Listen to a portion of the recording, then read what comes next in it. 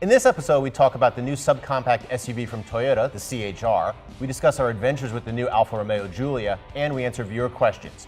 Next on Talking Cars.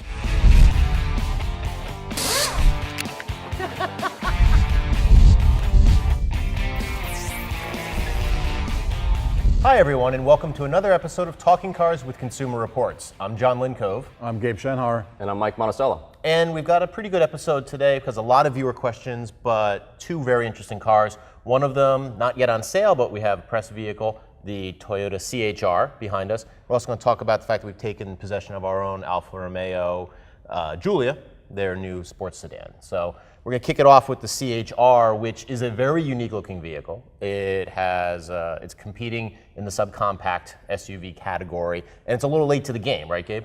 You bet. And this is really odd because Toyota is typically in the forefront of every segment. I mean, it kind of invents segments and sub-segments, and that's what happened with the Toyota RAV4. Right, it's with big brother, yeah. With the Lexus RX. But here, what took so long to get a real competitor in the subcompact SUV? Right. And now that they're late in the party, you'd expect, okay, bring something to the table. And so, I mean, the styling is a matter of taste. I mean, it's very unusual. Yeah. And it comes in only as front-wheel drive. All-wheel drive will come later. Mm-hmm. So, and the pricing is seems a little high before you take into account the fact that it has all the active safety things that Toyota gives you as standard. Well, it does. It comes in two trims. So you have an XLE that's about $23,500 with destination, and then you get the XLE Premium, $25,310. And Mike, it does, like Gabe said, it comes with the safety features and such. But can you give us a little background? Why does it look so unique? And then also, why is it not necessarily like a first Toyota product, Toyota only product? Yeah, so this was originally intended as a Scion product. And that's the brand that they knocked off, the low-cost brand that they Right, they and folded. now it's back into Toyota, and so that's why it only has two trims, because that's what they were going to do with Scion. Right. And that's why why it's also only front-wheel drive, because they weren't worried about all-wheel drive for the Scion brand. Right. So, and we asked Toyota when they came and dropped this vehicle off, what are you bringing to the table that's different than your competitors out there, like Subaru Crosstrek, Honda HR-V, Mazda CX-3, and they said the standard active safety system, like forward collision warning, automatic emergency braking, which is great. Right, it's across the board. And they said really dynamic handling. And after taking it out, what do you think? We've only driven it a few days, but certainly we applaud them for the active safety system to be standard. That's fantastic. At that price range, it is great. It's part of Toyota's plan. Yeah, but the handling is only so-so. I'd say we say mildly sporty, moderately sporty for the class. It's not a Mazda CX-3, so we were a little surprised they hyped it that much to us, and then it wasn't super dynamic, But there's a lot of good things about it. Mm-hmm. The interior actually is pretty roomy. Right, for the front seats. Front seats are really nice. The back seat's actually roomy too. It's just very claustrophobic. It's hard to get in. Once you're in, there's good headroom and good knee space and stuff like that, but you need to find the handle first. Well, I was going to say it's once you get in and you have to reach up high. If you look back and you'll see on the cutaways, there's this weird handle up top that it's hidden, not hidden, but it's definitely for parents to get in. It's not going to let a kid get into that car. Right. Well, kids will have a hard time. And it's all because of the name CHR, Coupe High Rider. They wanted it to look like a coupe. And so that's what they did, to try to hide the rear door handles, although they're really not very hidden. Yeah. So that they were going for that kind of coupe-like look. I found, getting in and out of it that, the front seats, like you said, front cabin roomy, for the category. You're not expecting to be an Lexus RX. And nice materials too. Good materials. Yeah. The rear seat, though, you close the door and it feels almost as if the roof line, window line starts here. My head is almost in a helmet. Just think if you were a kid. Right. The kids won't be able to see out at all. Well, kid won't be able to see out. They're so low, and then they're on the. Now they're just going to be punching each other the whole time. It they feels have like nothing to a look dark at. cave there in the back. Yeah. And not to mention the rear visibility for parking and merging is pretty awful. And the backup camera, the rear view camera, is just this little on the rear view mirror instead of on the display screen. Right. So when is this going on sale? It's next month, April. April. Okay. So we'll pick one up. And test it, but I don't know. I'm a little put off by the styling and also the rear seat. But you know what? A lot of these vehicles are going to be two people. If they're little kids, they're going to be putting kids in them anyway, themselves in a bucket or something like that. So if that. the high handle. This is usually a single person kind of a car in an urban setting where the back seat doesn't matter much. It's more for cargo space. Styling is going to be a conversation piece, and I wouldn't be surprised if senior citizens are attracted to the car just like they were to the Scion XB before. Right. You know, I think the one thing we forgot to touch on is, people might read about it and be like, well, in Europe they're getting a hybrid. In Europe they're getting all-wheel drive. Right. What's going on here? What did Toyota say about those types of options? I think these things are going to be coming. Yeah. Although what that might do to the price is It significant. is already pretty pricey. Right. I mean, the XLE Premium gets heated seats, power driver, lumbar, and blind spot monitoring as well, warning. But yeah, $25,500. Yeah, I mean, all-wheel drive is going to bump it up by $2,000, which is priced really close to the next size up. And even the RAV4. RAV4. It's getting in the RAV4 territory, which is a much more solid and substantial size vehicle. And all they would really tell us was that those two things, the all-wheel drive and the hybrid, are coming in the model cycle. But that's incredibly vague. I mean, brand new, so that's what, 5, 6 years? Is that years? 3 years, Yeah. 4 years, 5 years? It's hard to say. So we don't know when those are coming. It seems like there's a big empty spot. It's been filled. We'll see how great it is with the fill. Other vehicle, totally different side of the spectrum. Again, we're talking Alfa Romeo Giulia. Now, we took possession of a TI trim. We also borrowed a Quadrifoglio, say that 6 times fast, earlier this year. Can you want to give us the specs on those two first off, Gabe? Yeah, they're kind of different. So let's start with the Quadrifoglio. This one is the high-performance version, which is designed to do battle with the AMG Mercedes and M cars from BMW and such. That's a $75,000, $80,000 car. Yep. I mean, it's been winning all sorts of Buff Book comparison tests. And we, on the other hand, bought the regular version, the 2-liter, 280 horsepower turbo, all-wheel drive, which what most people are going to buy. It's right around $50,000, and it's going to compete with, of course, BMW 3 Series, Mercedes C-Class, Audi A4. Lexus IS, Infiniti Q. So it's, I mean, it's a sexy car. I mean, it has a really storied brand name. Right. It's, but as compelling as it might look, I mean, after driving it a little bit, it's fun to drive, don't get me wrong. I mean, it's really, the handling is really fun. It's surprisingly comfortable riding. Yep. But in terms of interior quality or the infotainment system or just the overall solid feel of the car compared to those Germans I just mentioned, I don't know if I'm ready to send anyone To endorse it at this point? to buy this car. Not to mention, it's been back to the dealer about 3 times since we bought it. So I was going to say, so the history of the car, the Quadrifoglio, it's a green 4-leaf clover, and it was a good luck charm on one of the early Alfa race cars. And I think that all of the Alfas might need that 4-leaf clover because we have had a lot of problems. I haven't been able to get into the new one. I drove the press cars we had. I haven't had the opportunity to get into it just because it's been in the dealer so often. And one of the things was I want to get your feelings on the driving, but I just want Gabe to tell us, what was one of the problems we had with some of the wiring? So as a regular procedure, we put every car we buy on the lift and we inspect it underneath. So one of the brakes wear sensors was off, just hanging loose.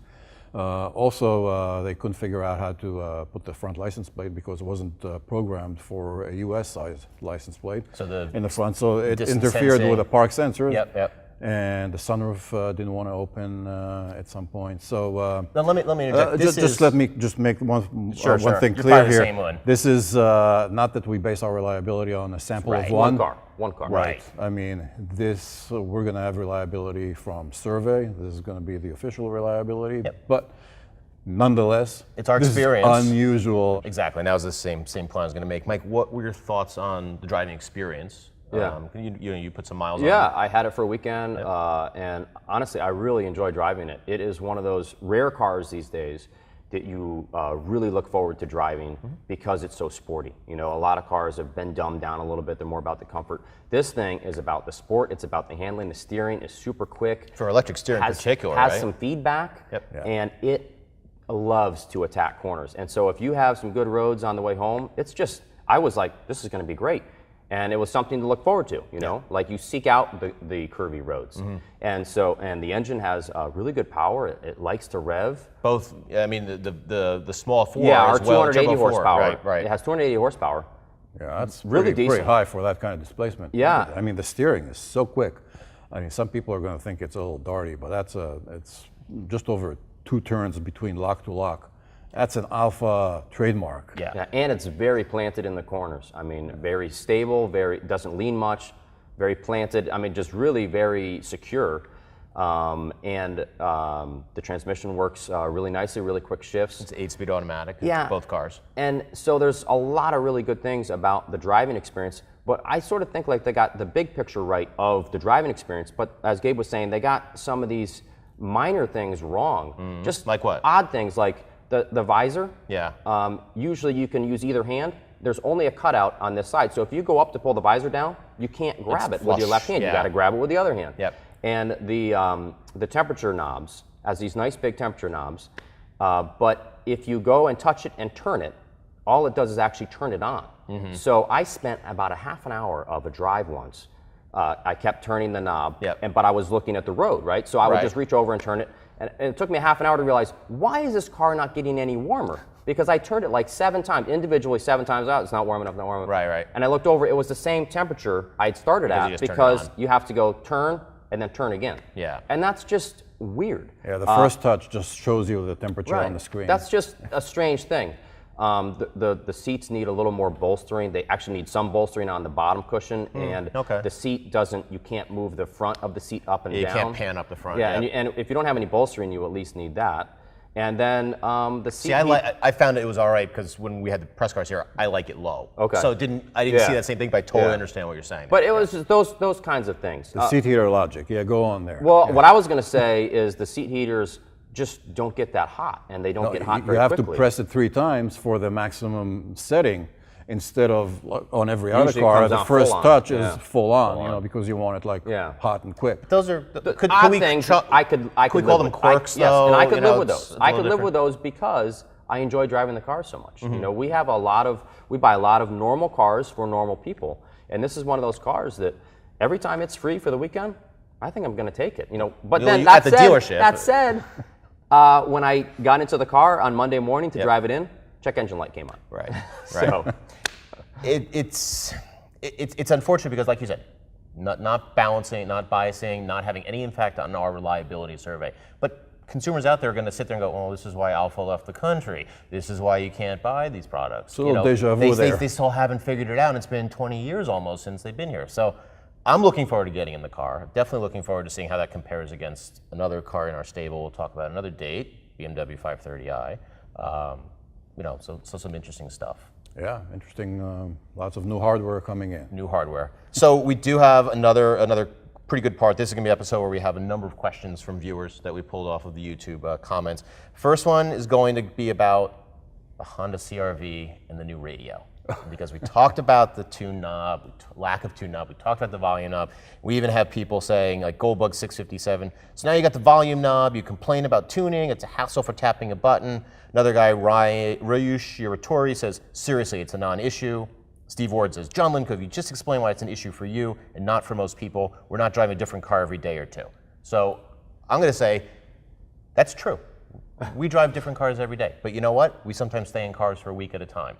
Yeah, and we drive cars all across the spectrum. And none of the ones, I don't care if it's a Honda CR-V, I don't care if it's the Prius Prime that we have, whatever, the tapping is distracting, it's not accurate, and it's just not a simple way of doing something. It's a reinvention of the wheel for no reason, and that's the thing.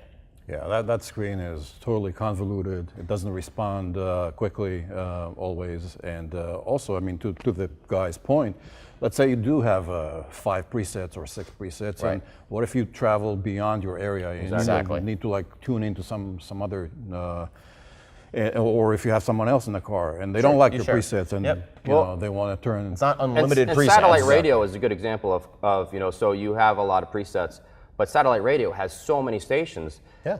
It's just easier sometimes to just flip it back and forth. And if you're going to have a tuning function, you know, maybe eventually they're going to take the tuning away and you're going to have presets. But at this point, there's still a tuning function. It's a button. it's just easier to use a knob. It is, and especially since you only- have the volume control on the steering wheel where your hands should be Right. at all times. You know, it's right there at your thumb. But You know, I will and say, voice commands don't work either, because I've done it, and you have people in the car. It's radio, tune to whatever, XM radio or FM station. It's just, it interrupts everyone. Everyone in the car has to be quiet. It's just, again, reinvention of the wheel for no reason. I think it would be nice to have it. That said, I think that the volume knob is more important than the tuning knob, I think, for me. Okay. I have really come to appreciate those cars that have all the stations that are receivable. Yep. And then you just scroll between them. You don't need presets. You don't need tuning. Like with a like with a central BMWs and controller knob. Audis. Right, they'll where automatically all update. That's the easiest way to do it. That's The big easiest way controller of knob, doing just it. scroll Exactly. up and out. Yeah. We do have one guy who says, you know, Life Traveler 1, he says it is a hassle. He purchased a 2016 Civic EX, Honda Civic EX, and he sold it within 2 months. One of his major complaints was dealing with the horrible entertainment unit. So it's out there. It is something we see because we drive all the different cars. Yes, we're in and out of cars, but you know what? It's a universal complaint, not just Honda CR-V. So we have another question about the Ford Flex. And the writer writes, I need to get a minivan for space for work. I was thinking of the Odyssey since I've driven and loved it. But my question is, what is your take on the Ford Flex? Well, first of all, driven and loved it. That's already an indication right there. Go with the Odyssey. The Flex is, I mean, it's got a lot of space, but it's long in the tooth. It's an old car. It's Has a roomy third seat for that type of vehicle. It does, but compared to an Odyssey, I don't think it brings anything. It has zero advantage over an Odyssey, which has more space, drives better, Easier to get in and out. has a much more refined powertrain, and I'd go with the Odyssey. Even and now that it's the outgoing Odyssey, because there is a redesign imminent. They're probably going to deal on the Odyssey, and after building the current Odyssey for 5-6 years, you know, they probably learn how to build it. Right, so I mean, a lot of our reliability data has shown you buy the end of the model run and you're going to get a solid, reliable one. Now, Mike, I know you have a totally different take. Well, it's not totally different. I mean, I agree that if you're in terms of space efficiency, ease of use, you're not going to be at a minivan. But I would say that if you're trying to escape that minivan stigma, the Ford Flex is a great way to go. I mean, it is still a recommended vehicle, one of the few Fords that we recommend. And you can get an EcoBoost V6, which has a lot of power. Again, fuel economy is not great on the Flex. But the other thing is, they sell very few of them. You're not going to see yourself coming the other way if that matters to you. And also, they probably aren't going to build it for that much longer. So if you're thinking about a Flex, I'd say get one now before they don't even make them anymore. Very similar to the end run of the And Odyssey. it is a really good vehicle. So I think you can't go wrong with it. Maybe the Odyssey would work better for more things, but Yeah, if you have to put the kids in the car, one thing, so this is for work though, you know. So thinking of folding down the seats, the Odyssey is going to have the much bigger, more square, almost a tall rectangle cargo area, sliding side doors. sliding side doors, exactly. So both good choices. Probably depends on price, availability. Right. Odyssey's probably a little bit better. Probably. We have one question about top picks. What about minivan? Honda Odyssey, Toyota Sienna, Chrysler Pacifica. You know, some of them aren't qualified because Odyssey is being redesigned, so we're not going to have a top pick on that. It's not potential. The Pacifica is not recommended at this stage. That leaves the Sienna, and it's the only recommended minivan. We're not going to have a category of one and then just by default give it that award. Right, and we're also retesting the Sienna with its 8-speed automatic. So we felt like the whole category of minivans was maybe a little bit in limbo, and we wanted to highlight the Ridgeline, which is really a smart vehicle, and so we substituted the minivan category with that. And top picks is always a little bit in flux in the sense exactly. of how things are selling, how people are buying. You know, maybe we've dropped and had a single luxury category versus having multiple luxuries. So it's not a hard and fast. And like Gabe said, the category just doesn't have a lot of players in it right now. They're qualified. Right. One final question about autonomous driving. Someone says, all this is unnecessary. If the visibility of new cars was better, we wouldn't need all these names and nannies and systems. If the data exists, it'll be abused. If you want to pay attention while driving, just get off the roads. Well, you know what? Here I would say there's some truth to that to some extent, which is that at a former job, we used to buy used long-term cars, sometimes some pretty old long-term cars, and we bought a 1996 Lexus ES300. And when I got in that thing, the rear window is gigantic. I mean, it is so airy. It was so easy to see out of this car. It was night and day compared to all the cars that we drive now. Right. Admittedly, today's crash structures are so much better, but in the older cars that had, you know, really awesome visibility, you've got a much better chance of not getting in an accident because you can see all around yourself Right. better. Particularly you know? reversing and such like that. I think it's interesting the way we've had to go for the crash structure, but man, those older cars were so easy to see out of. Right. I mean, now you have something like this, you know, the coupe high rider, and with the narrow windows and so on, you're relying on systems to compensate for styling. Right. You know, which I think is what you're Right, saying on that. but you do still need to pay attention. I find myself sometimes just relying on the rear view camera when I really should be looking around a couple times to make sure that I'm seeing everything. You know? Right. When you don't have a rear view camera, It you is- then notice about really how blind you can be by some of the C-pillars, the third pillar in the back, or the head restraints, how they really block the view. It is easy to trust the systems when you really still need to fully pay attention to everything you're doing yourself. Here's my answer to this person. There are two types of people in the world: those that look at the world the way they'd like it to be, or those who look at the world the way it is. And the way the world is that distraction is here to stay. And distraction leads to human error. And human error is a major cause of most crashes. So as engineers, we develop solutions to serve the society we live in. And so autonomous driving, or you know, all the advanced safety features that create the ingredients for autonomous driving, Right, like lane departure warning, lane keep assist, forward collision warning, automatic emergency braking, blind spot detection. These are all good things that have a whole lot of potential of preventing crashes. And you know, to make sure we separate autonomous driving, you know, none of these systems are going to take the car over for you. Right. You know, it's even in a car that has systems like that, it's more engaging. The systems are there. They're not preventing you from doing it. They're protecting you really from someone else. You know, automatic braking isn't going to cause a rear accident any more than someone tailgating you and you slamming on the brakes. You know, the person shouldn't be so close to you. It's going to prevent you from hitting someone else who jams on the brakes. So it's a lot of systems that are protecting you. They're not out there preventing you from doing something, you know, in your normal driving. Right. We're not saying rely on these things, ignore good driving. Right. But if you get a tug here and there because you crossed a lane marking, there's nothing wrong with that. Exactly. Or a sudden, you know, warning on the dashboard that's saying you're getting a little too close to somebody. You know, Right. the systems that do it right and do it well without being too much of a nanny state. You know, some of them do it way too early. But the ones that do it right, it's like, oh, okay, yeah, I guess I was looking over there for a second when I, you know, should have been looking over there. And probably one of the final takeaways is, you know, they're all under, you know, a constant change. They're evolving. You know, we're seeing different systems. Maybe you were futzing with that Honda infotainment. Exactly. Oh, I was right. trying to tune the radio. But you know, they are getting better. Yeah. And you know, They are getting better, we're seeing them absolutely. improve all the time. So that'll do it for this episode of Talking Cars with Consumer Reports. To learn more about the cars that we talked about, check out the links in the show notes below. And as always, see you next time.